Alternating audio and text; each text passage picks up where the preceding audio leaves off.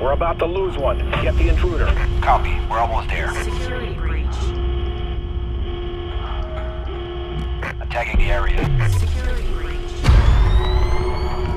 Shit, I've got movement. Where? Everywhere. Contact!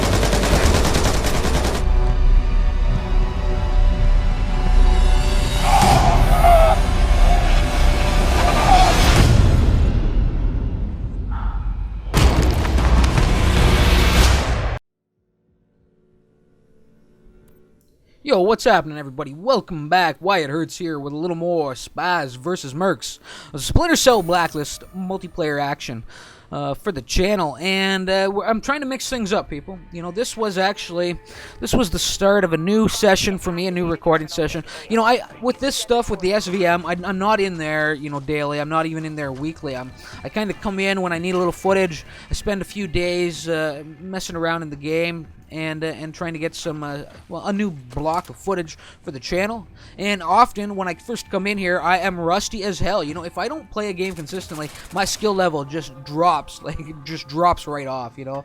So I need to get back in there, and it takes me a few hours of gameplay to really start to get back into the groove of things. So you will see some rust here. I'm not really back at 100%. And I did set up a couple of new loadouts, you know. I'm trying to keep it fresh, trying to listen to some recommendations that came in. One in particular on the Merc side that we'll get to this round. But you can see I'm wielding this, or I'm wearing this overcharge suit right now, and I'm really feeling naked out there. Really feeling naked and exposed. This is a great little slash and dice, you know, on Toklo. And we have this hat going on B. But I'm really feeling exposed wearing this sucker right here. In fact, right there, I was completely exposed. I came running around the corner with the distraction, and I whipped it out. I whipped it out for that Merc to see, and it was just completely frozen in his tracks. Didn't know what to do. He's like, my God, Hurts. He'd never seen such a thing. And, and goddamn, my teammate came in behind him and did a little slicing and dicing, you know, and got his neck, got his throat. Anyway, I'm posting up here wisely. You know, you gotta have somebody guarding the bay door. Chances are they're gonna be pushing in, you know, through those two main doors, upper and bottom level. But you have to guard the bay door as well. Somebody has to keep an eye on it. So I just fell into that role. But this is beautiful here in a second. Listen, we're gonna have a beeping a good time, people. Just listen. Just listen.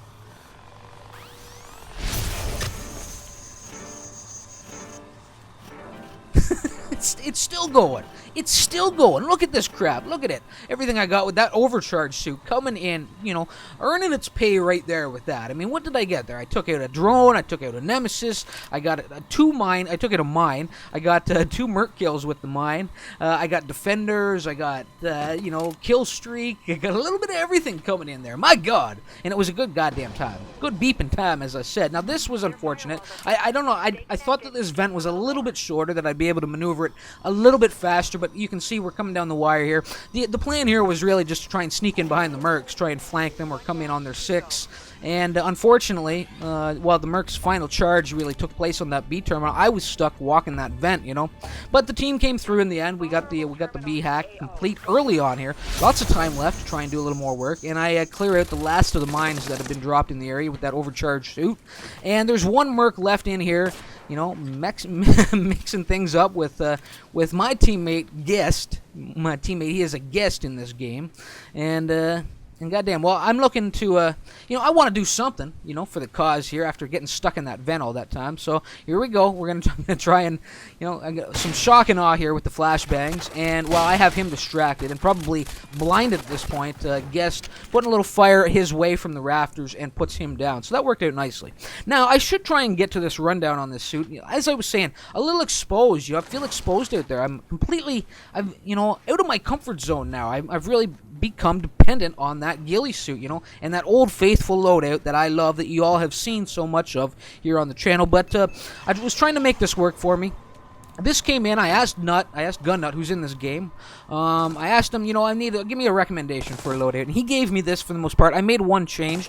He called this his anti-electronic suit, and it's the overcharged suit, RFD disruption, you know, with the EMF vision. You can see kind of the black and yellow / orange, you know, silhouette. The takedown gloves are in there, you know. The pocket pants for extra gadgets. The running shoes for a little bit more speed. And he recommended the EMP grenades with the trophy system, but I got rid of that trophy system because I thought it was a little bit overkill, and decided to go with the flashes so that I have something that I can use to go on the offensive with. Now, unfortunately, I was kind of fumbling around with my grenades. I was over on the EMP grenades at this point, but you know what? It's a good goddamn thing that drone doubled back down the tunnel. Otherwise, I could have been in trouble there, because I really don't think I was ready with the EMP grenade, and that was just from not having played the game in a couple of weeks.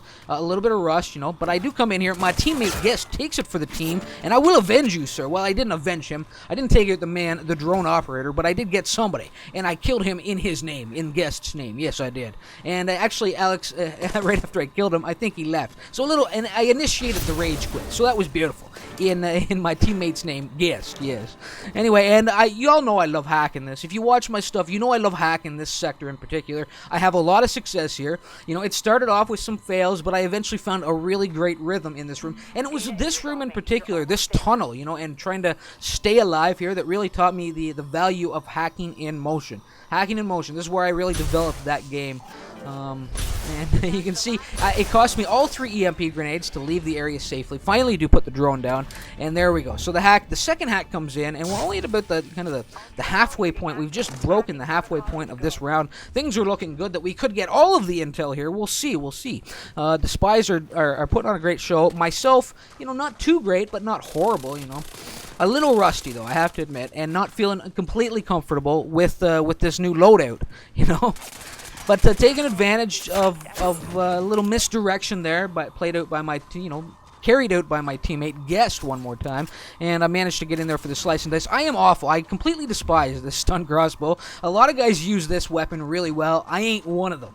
Maybe I need to spend a little more time with it. I don't know. But I always feel like I'm missing the mark. I'm always trying to lead the target with the thing, and usually I'm missing. A lot of guys seem to be able to hit the mark square really consistently with the crossbow, and goddamn good on them, you know, because I sure as hell can't.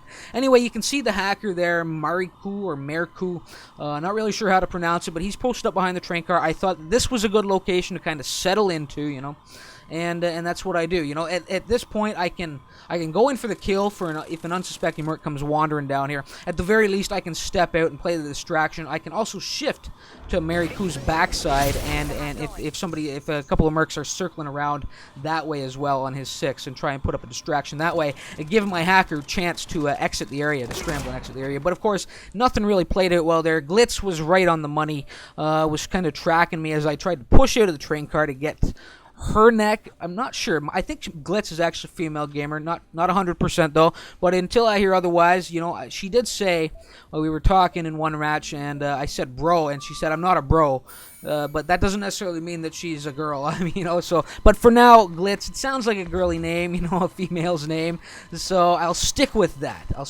Now, this was horribly played. Get a little too aggressive. I'm charging in there. The VX gas goes down, and I'm just forced to kind of retreat into the shadows. You know, I wasn't feeling comfortable going after the neck at that point. But look at that. I mean, we brought in all 3 hacks with time to spare. My God, we had a good 2.5 minutes left there, or about that. So a really solid spy performance. And Glitz and Gunnut down there on the bottom team just unable to keep us locked down. They're gonna have their work cut out for them this round.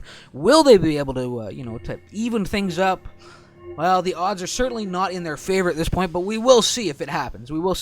Now, I did get a request to finally bring out some auto SHOTTY footage. I have never used this weapon until this session in particular. It was just recently set up. I'm going to take a little time. We'll discuss this weapon. I thought it suited an adrenaline suit loadout, so it has replaced my previous gun that I had in here in my adrenaline suit build, and things don't start off well. Glitz doing a great job charging right up in my face. I kind of lost track of that box, you know, that I was tracking. It disappears. It has a tendency to do that RFD vision, or that RFD...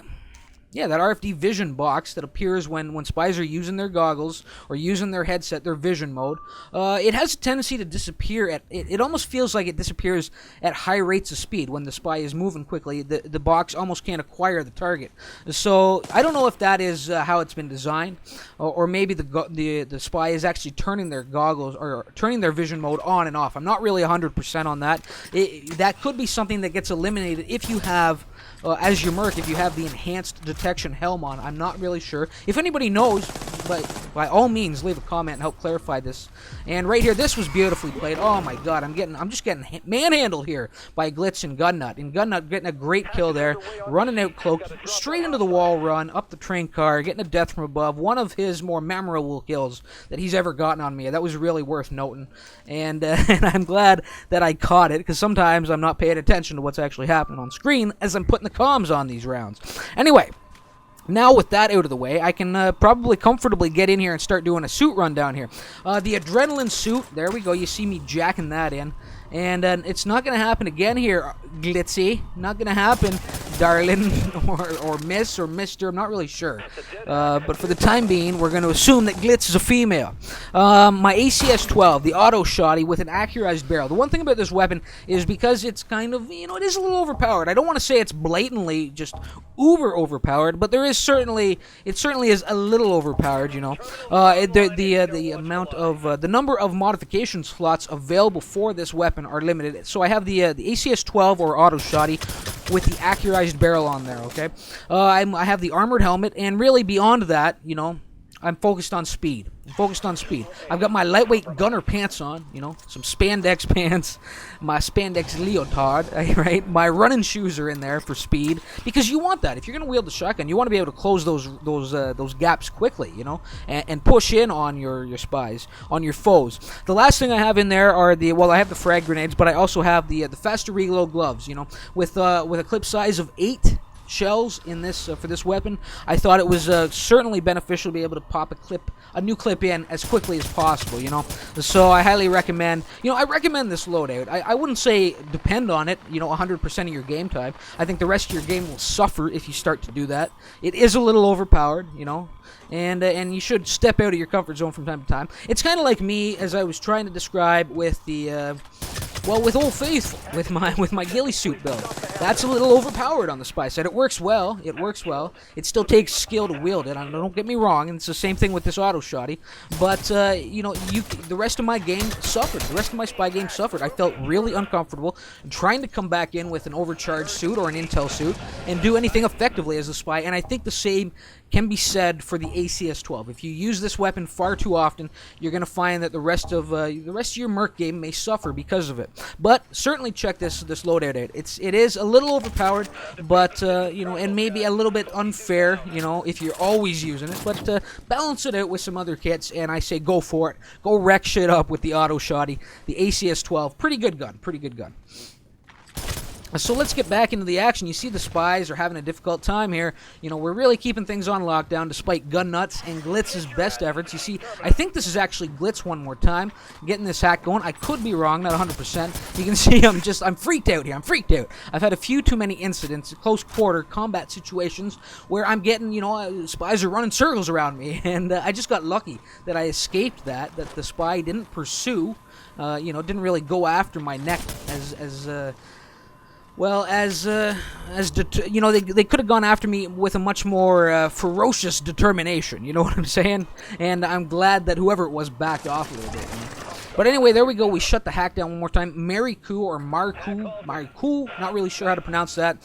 Doing a great job as the Merc, keeping things on lockdown, you know. Well, as I try and find my groove, find my mojo with this, both with just getting back into the game again after a short break, and just trying to get into a groove with this shotgun as well, you know.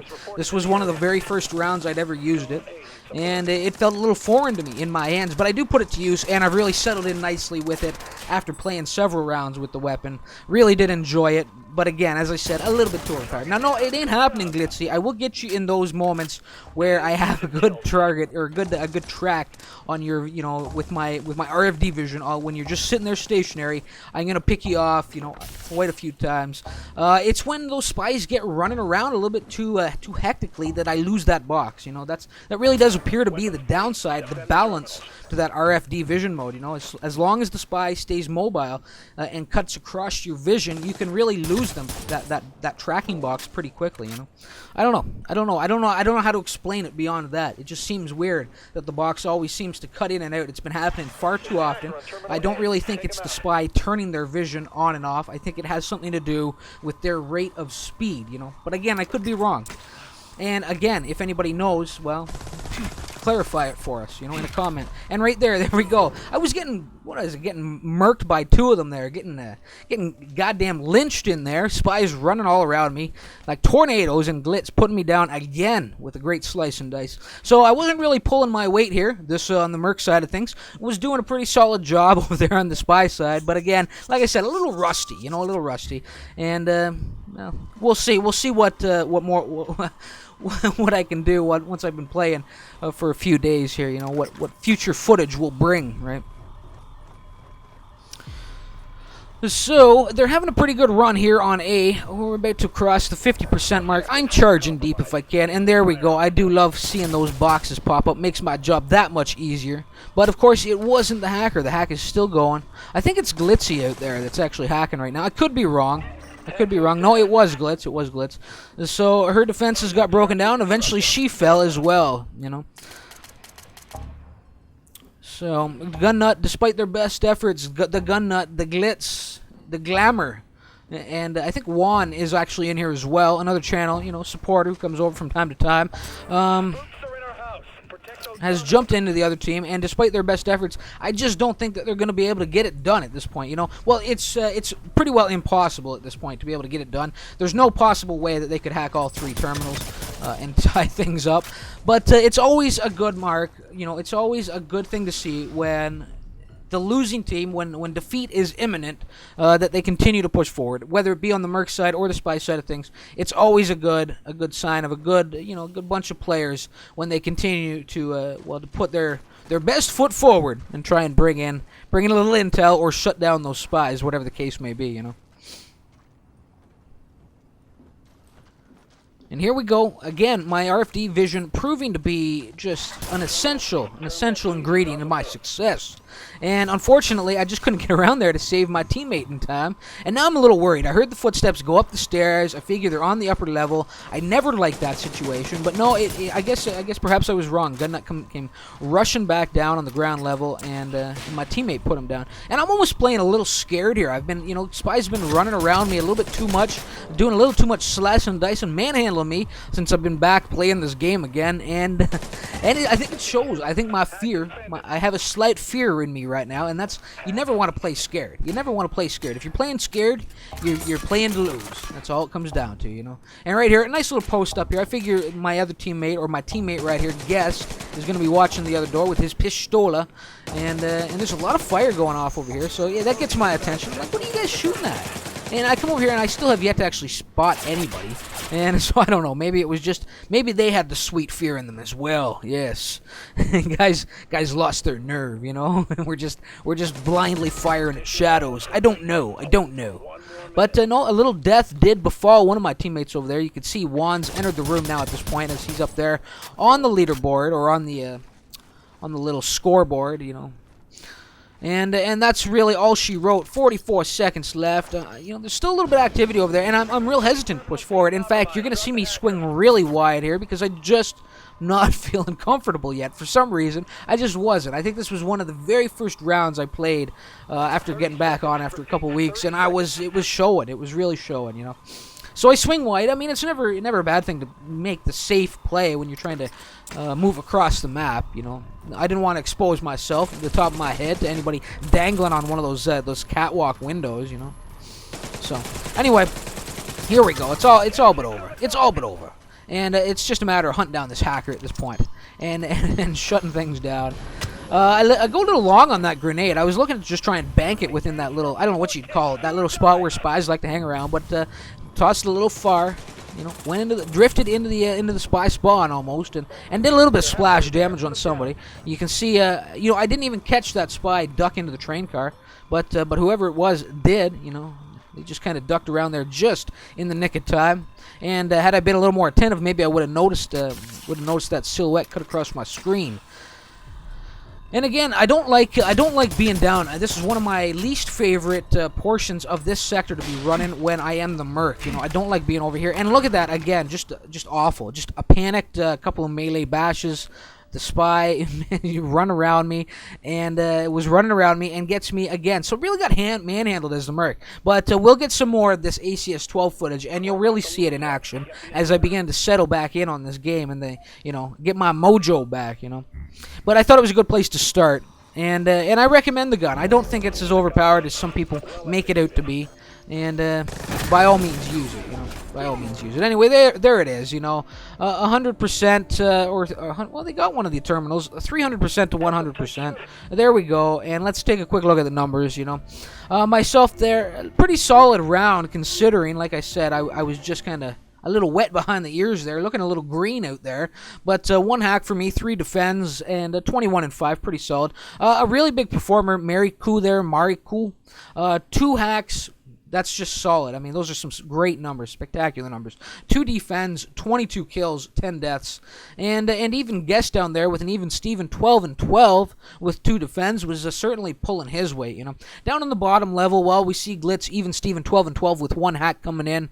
And the Gun Nut struggling a little bit there, drifting into the negative, but that's okay. They actually had a lot of guys bouncing in and out of that game. It shows in the numbers. Juan came in there really late. And I don't know about Alex. I think he maybe came in midway point. Not really sure. But anyway, guys, thanks for stopping by, tuning in, and checking out this video. I hope you all enjoyed it a little bit. I hope I get some better Merc ACS-12 auto shotty footage up here soon. In fact, I guarantee you that I will. I was I was getting worked over there on the Merc side, and that's starting to happen a little too often, Anyway, again, thanks for stopping by, and maybe you'll leave me a like or comment. And until next time, all remember why it hurts. Later, all.